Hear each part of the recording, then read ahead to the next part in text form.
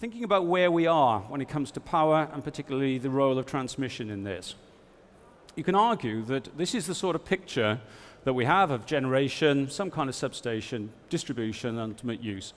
And in reality, that's where we've always been. Okay, you can argue about the scale of it, but the idea of radial power flows is what's been happening. However, I don't think that's a sustainable position. I noticed a colleague pointed out to me that just last month, we went over the 400 ppm CO2 level. And that's a plot of carbon dioxide levels as a function of time. And it doesn't take a great brain to work out that either we're going to have to live with an awful lot of CO2 in the atmosphere, or we're going to have to do something about it. So for many years, we've had a stable situation, and things are becoming unstable when it comes to this whole area of energy. About a year or so ago, I was preparing some lectures at the university, and as a result of inheriting these from a colleague, I was pointed at the Stern report. I don't know if you are familiar with this, but I find it rather, to be totally honest, rather scary reading. And these are some of the messages that come from this. Effectively, what we are going to experience in 20 years' time, we're committed to now. So whatever the consequence of 500 ppm of carbon dioxide is, we're there. That's what we're headed for. And to put this into some sort of context, if you look over the last 500,000 years, then we're looking at oscillations between maybe 180 ppm and 250 ppm. So this is big change. And these are, again, some nice little statistics to take away. That what Stern claimed in 2007 was that if we were going to fix this, there was already serious problems, but it was going to involve a lot of money. 1% of GDP. And the predictions from the report was if we didn't do anything about it, we're looking at 20% of global GDP to deal with all the consequences of climate change. So, climate change is a big deal, and that's what's going to upset the future.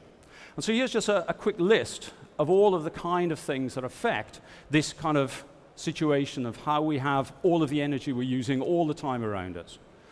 Carbon reduction is going to be a key issue. Where are we going to get energy from? Interesting question. Security of supply. How much is it going to cost us? Certainly from a UK perspective, so much of our infrastructure was installed at one time, basically in the 60s, design life of 40 years. 40 plus 60 takes us to about 10 years ago.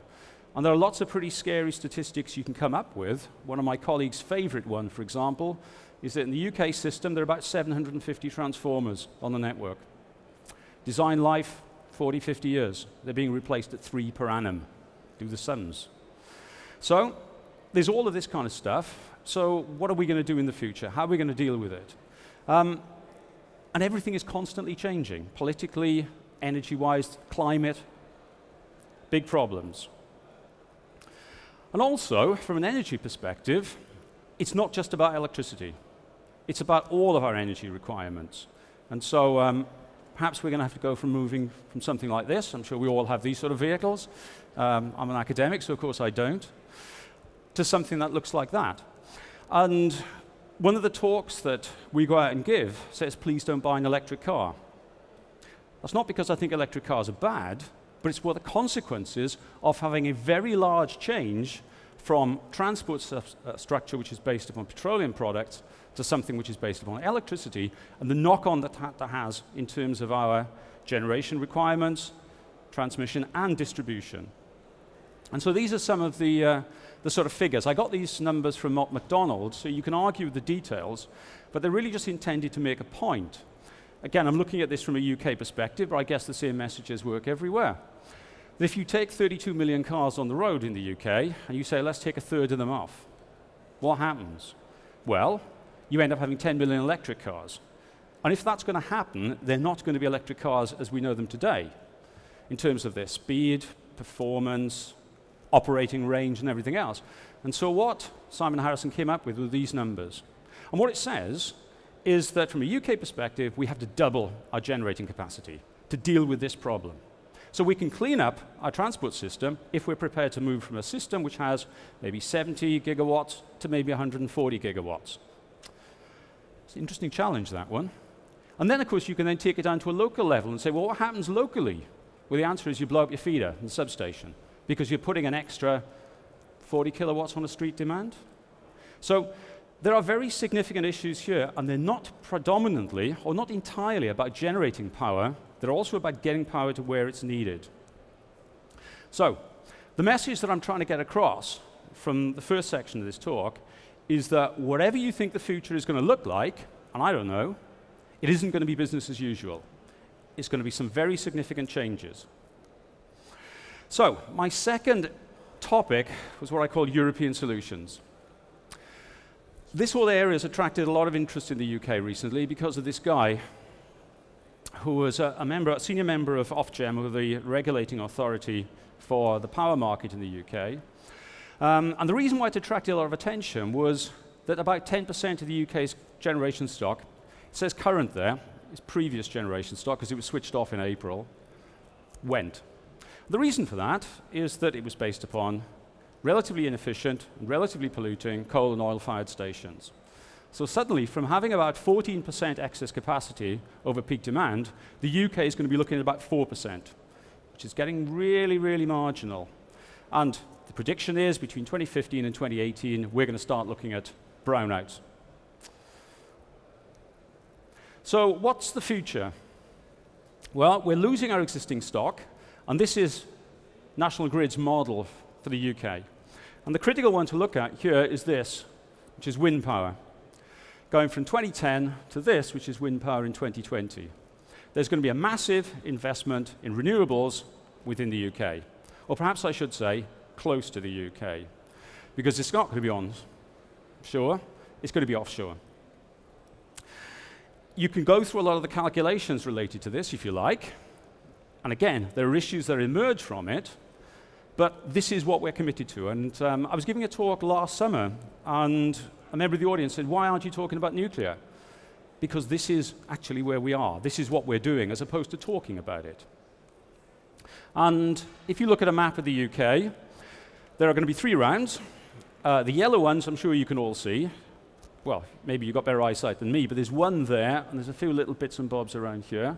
There's one there, relatively small scale. Red, but the big ones are out here. That's round 3. And by the time you put all of this stuff together, and you can get some sense of where the big investment's going to be, it's going to be in Dogger Bank because it's shallow and it's a long way offshore. You end up with 32 gigawatts of power by 2020, 2025, as far as the UK is concerned. And this is good. It's a very significant source of power. But clearly, one of the big things about the wind is you can't switch it on and switch it off. So there's this whole business about its self-dispatching. It will generate when it wishes to generate. And by definition, it's going to be intermittent. And so this is a significant contribution to our energy needs, but it doesn't have control. How do we get over that particular problem? Well, one of the kinds of solutions that people are talking about is the whole idea of sharing, trading energy. So if you start thinking about this, which is a hydro station, if we were to connect from the UK to Norway via Dogger Bank, then effectively when the wind is blowing and there's no need for the energy, we pump water uphill. When the wind's not blowing and we need energy, you run water downhill. So you have some, by trading, you have some more, I guess, reliability in the system, some more controllability in the system. And then you can start thinking, okay, well, do you want to invest in tidal systems? This is Laurence in France.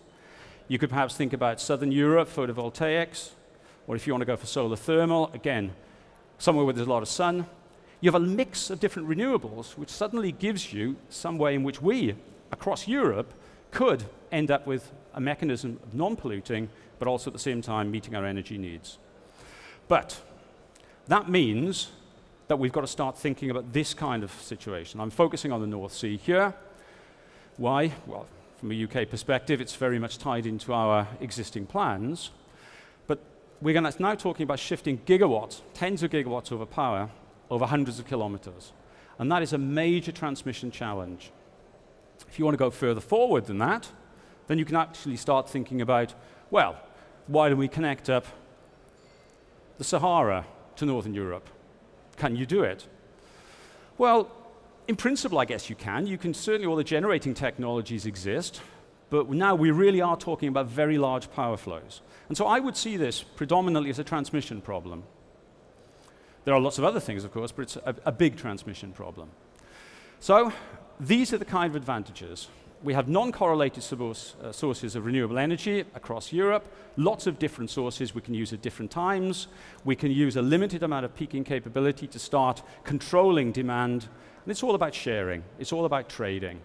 But it involves vast power flows, and they're going to be intermittent. I keep putting this word intermittent in here because it's a significant element of what I'm talking about. And those are where we are at the present moment. So the Norned link has been in for some time. The UK is just installing the Western link, and there's some stats there relating to it. So we're talking about 2 gigawatts for the Western link, cost about £2 billion, 400 kilometers. Start scaling this up to connecting Norway to the Sahara. Interesting one. So my view is that transmission issues are only going to become more important as we start thinking about a low-carbon future. So if we're talking about transmitting over long range, how are we going to do it? Well, undoubtedly, immediately, a lot of these links involve cables. And cables have a conductor, fair enough, copper's expensive, and it involves a dielectric. And this is really the drive for new dielectrics. So you might say, why do we start looking at new materials? Why do we want to do this? And the answer is all there. We actually want to have increased performance. I'm part of a project at the moment which is looking at developing a 5 gigawatt cable. HVDC cable running at a megavolt, 5 kiloamps. Interesting problem. Maybe you're going to start thinking about machine applications where you want to shrink the footprint, so you want to have increased power densities. Maybe you want to have materials which are smart in some sense, which are self-healing. Also, presumably, you want to reduce the environmental impact of the whole system. It's not just about running it and pumping CO2 out. It's what happens during manufacture. So there's a whole host of reasons for looking at new material systems. And basically, if we are thinking about things which are not just the inspiration of material scientists, we're thinking of materials which you can actually use from a real engineering perspective, then really we're not talking about synthesizing something completely new, because economically it's just not going to be viable. So the secret is to take something and add a bit of magic to it, add a bit of pixie dust. And you can do that in lots of ways. You can start thinking about fillers, a very conventional approach to producing a composite. You could start thinking about mixing different polymers together. The reason why NanoDielectrics are particularly attractive is because you can add a very small amount of stuff. So there's the two areas I want to talk about. I want to talk about fillers and I want to talk about polymers. So this, to me, is a very nice slide that demonstrates the attraction of NanoDielectrics, why people have gone down this route. This is the breakdown strength, HVDC or DC breakdown strength of the unfilled resin, in this case it's epoxy. And this is putting 10% of boron nitride particles into it. And you can go from a system which has a breakdown strength of about 165 kV a millimeter up to 230 kV a millimeter. All sorts of advantages if you can do that, reducing the thickness of the dielectric, improving heat dissipation from the system, all sorts of stuff. And so the conclusion that one draws is that if you put nanoparticles in, you can start off with a resin system you know, a little bit of magic into it, 10%, and you can get a massive improvement in performance. And as a result of that, there are lots of projects which are going on around the place. This is something I got from a German publication. This is a project I was involved with the likes of Alstom and von Roll. And people are starting to think about deploying these materials. And it worries me, to be totally honest. Now, there are areas where putting some nanoparticles in seems always to give you a benefit. And this compares the surface erosion. So we're thinking about maybe something like a shed, a bushing. Then this is erosion as a result of electrical activity of the unfilled system. This is the one which has got different quantities of nanoparticles in, and it's massively improved. This shows HVDC. If we think of HVDC applications, what happens if we put some magnesium oxide into LDPE? Well, it goes from about 600 kV a millimeter up to pushing 900 kV a millimeter. Hey, that's worth having. Here's another example, 5% of silica. This line here is the unfilled material. This represents the filled material. 5% additive, you get a 50% improvement in performances. Fantastic. Unfortunately, it doesn't always work that way. In this case, this is looking at zinc oxide, and the breakdown strength just falls. Here's another example. unfilled, filled, breakdown strength falls. Now you might say, okay, maybe this is because people are not doing it right, they don't understand the materials, but actually all of the last sets of results I've shown came from the same research group in the States. Okay, maybe they're all getting it wrong. Well, I certainly believe this because these are my data. We always see a reduction in this particular case. So, there's a lot of promise here, because undoubtedly you can get improved performance. The question is, can you get it reliably? And I think to do that, you have to start thinking about why do these kind of systems behave in the way that they do? And there are various theories which are out there in the literature, and it all boils down to what happens if you take a small bit of stuff and put it into a matrix. And the argument is, that if this is a nanoparticle, the nanoparticle changes the material that's immediately around it. There are interface effects or interphase effects. We are changing the material not just because we add the nanoparticle, but because we change the matrix as well. And as the particle gets smaller, which is what this diagram is meant to show, you basically get very little of the nanoparticle and very much of the region that's affected around it. That's the theory, that's the idea. And then you can start thinking, okay, well, what happens if I plot the amount of this interphase, the properties of which are not representative of the nanoparticle or the material you started with as a function of volume? And you can start varying the thickness of the interphase region, you can start varying the thickness or the size of the nanoparticle itself, and this is what this is. So this is plotting a 1 nanometer particle up to a 100 nanometer particle and saying, okay, we've got a 10 nanometer interface, a 1 nanometer interface. And the conclusion you come to very soon is that you only have to put a small amount of nanoparticles in and suddenly you've changed everything. You've effectively generated a new material system.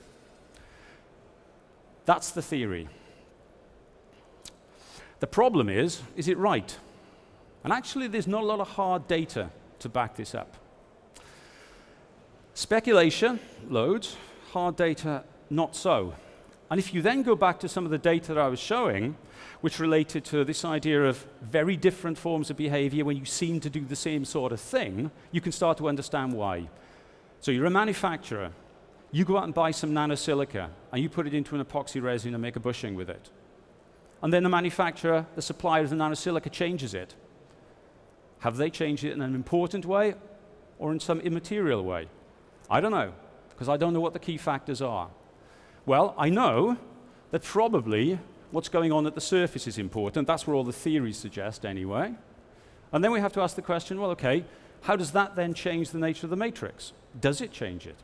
In fact, some of our research recently says you shouldn't treat nanoparticles in this way. They're actually chemical reactants because they have such high surface areas that they actually react with the material around it and change the material in that way.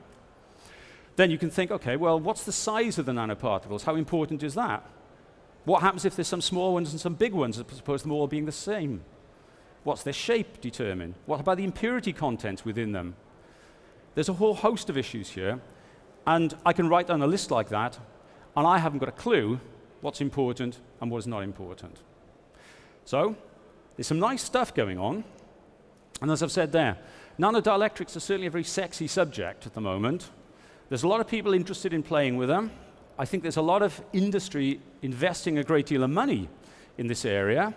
And the reason for that is that if we could get a grip on the key factors, then I think there really is something that we could do that would be quite exciting. But at the present moment, I think the word that comes to me more than anything else is uncertainty. I don't know what the key factors are, and if I don't know what the key factors are, how do I control it for reliable manufacture? Okay, so let's look at the alternative strategy. And I have to say that this is a sort of area I've been working in for 32 years, so maybe I'm slightly biased, you might argue, but I think there's evidence to suggest that this is a sensible way.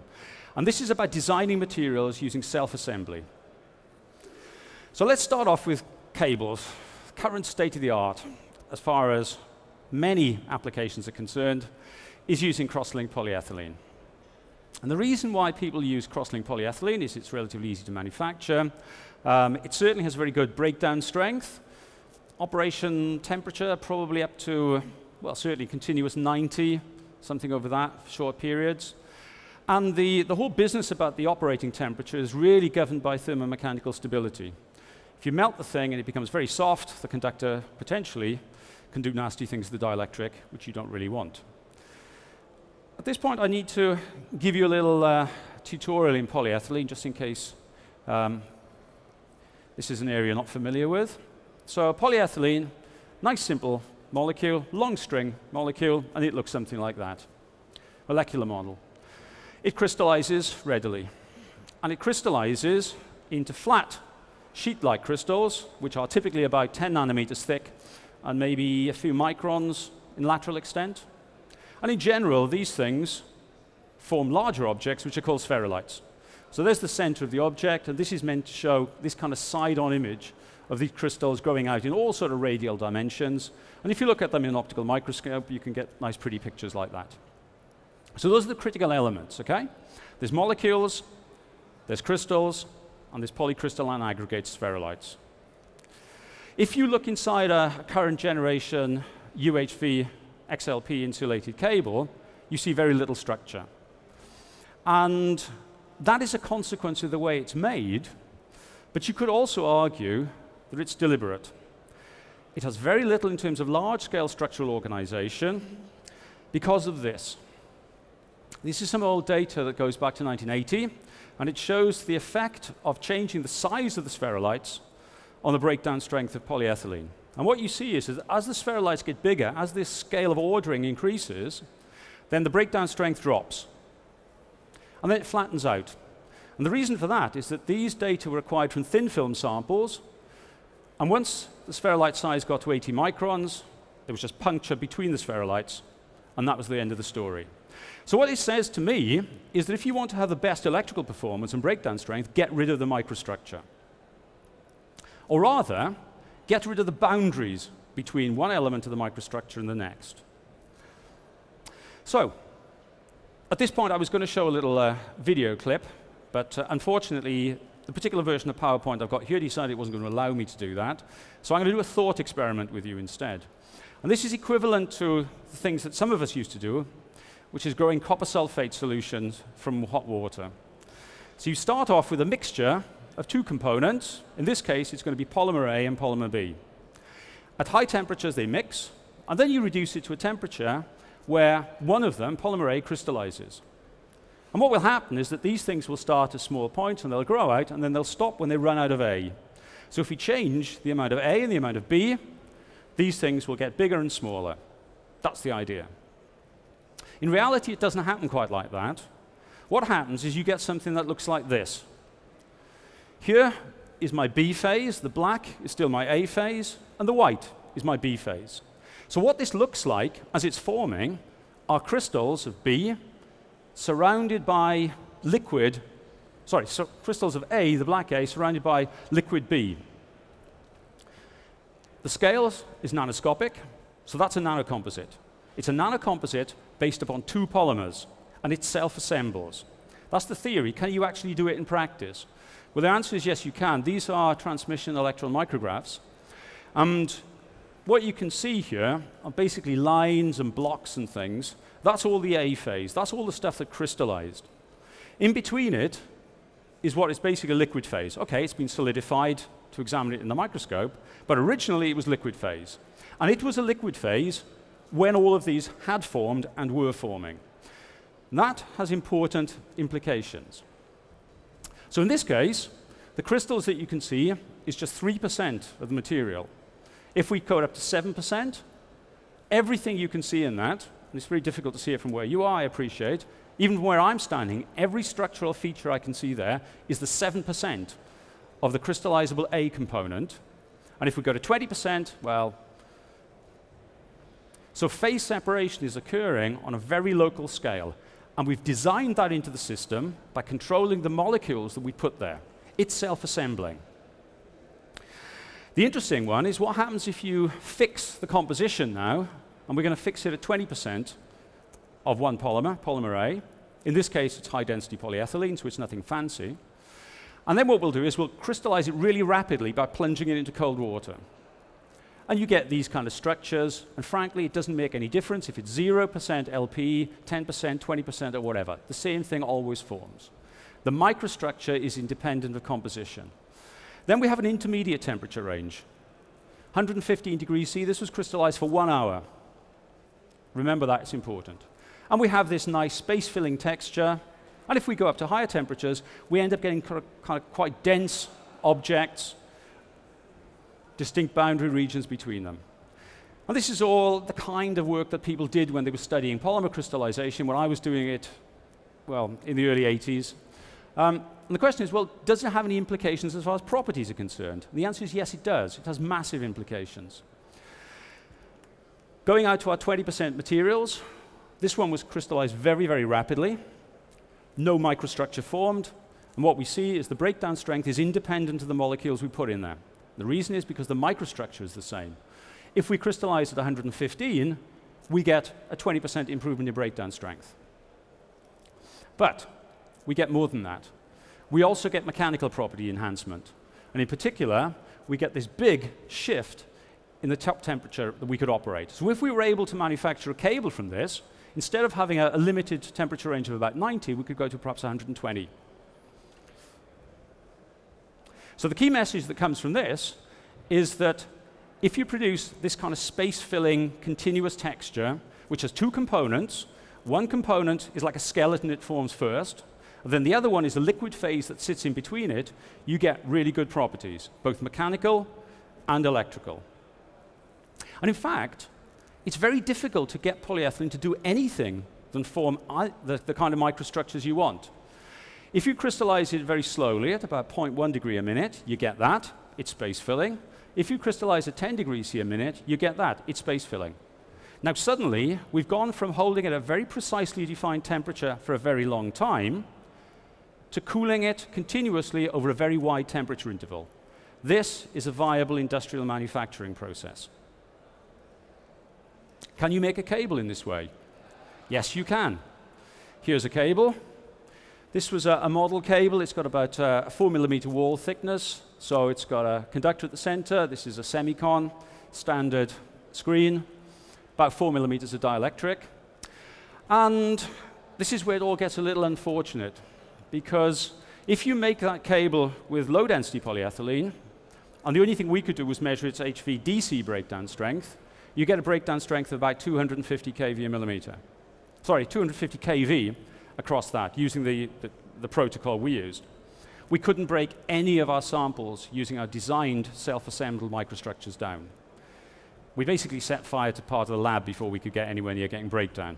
So I found this very unfortunate that we couldn't break any of the samples down, but actually, obviously from an applications perspective, it's quite an interesting position to be in. And if you start saying, okay, well, we can do this kind of design with polyethylene, can we do this sort of design with other polymers? And if you start off saying, okay, we want something which is a cheap bulk commodity thermoplastic, what other one are you going to look at? Well, it's going to be polypropylene. It's the only thing which is really out there. And if you look in the literature, there are a vast number of patents that seek to take polypropylene and do something to it to make a cable dielectric. It's a bit more tricky than that, because this is about making the thing self-assemble. So it's about controlling the precise molecular composition of your starting material. I won't go through all the details, because these are a whole host of different kinds of material systems. But suffice to say, you can do it. And the key thing, again, is about producing a very fine-scale nanocomposite where both components are polypropylene in this case. And these are the kind of structures that you would want, nice continuous structures. Here we are talking about the mechanical properties again. This is the one to look at. This is XLPE starting to get to really soft up around about 90 degrees C. This is our designed polypropylene material. Maybe 140 degrees C operating temperature here. And that's why there are people out there trying to make this work. Prysmian, with their P-laser technology, certainly have got it in the market. This is a claim from LS Cable in Korea. I've never seen any of this, but they certainly claim in this one to be the second manufacturer in the world to produce a thermoplastic, high-temperature, polypropylene-based cable system. My opinion is Prysmian certainly have one, and we certainly have one. I'm not convinced about LS Cable. So the question is, why would we want to go through this business? Why would we want to design materials just so that we can get perhaps a bit more temperature range and temperature resilience in it. And it comes down to cable ratings. And cable ratings tell you about how much power you can transmit, and ultimately cable ratings tell you about costs. Because if you can put more power through a cable, you need fewer cables, and copper's expensive, and dielectrics are relatively cheap. The problem is that existing standards are unreliable, and it's a complicated problem to solve. At this time, since I'm running out of time, I won't bother to talk about the equations, but it's basically a coupled problem. If you bury a cable, you have to worry about heat flow, and you have to worry about mass diffusion. And water is critical because it affects the thermal conductivity of the material surrounding the cable. But you can solve these sort of things, and we've done that. The isotherms here show the temperature, so that's 30 degrees C, that's 30 degrees C. That's operating at 150 around the cable, and that's operating at 90. The colors that you can see are about where water is. And what it tells you if you do this, if you take the temperature too high, it dries the soil out, and then you lose all thermal conductivity from the soil. So it's important to get this right. And having looked at all of the possible scenarios, what you come up with is you really want an operating temperature of 120 degrees C. That's the sort of sweet spot. You wouldn't want to run continuously at 120 degrees C, but the ability to operate intermittently at 120 degrees C gives you massive system benefits in terms of flexible operation, and particularly under emergency conditions. Looking at it, to give you just some of the punchlines, you go from a situation where the cable can take 4,000 amps, and so suddenly you're limited by things like circuit breakers. Also, your emergency rating window goes out from 6 hours to 24 hours. Useful. And of course, it's particularly well suited to intermittent power flows, by which, of course, I mean the kind of power flows you get from renewables. So, what I've tried to contrast in the last two sections is NanoDielectrics, which everybody talks about and is a sexy area, but I think is fraught with danger at the present moment because we don't have enough understanding.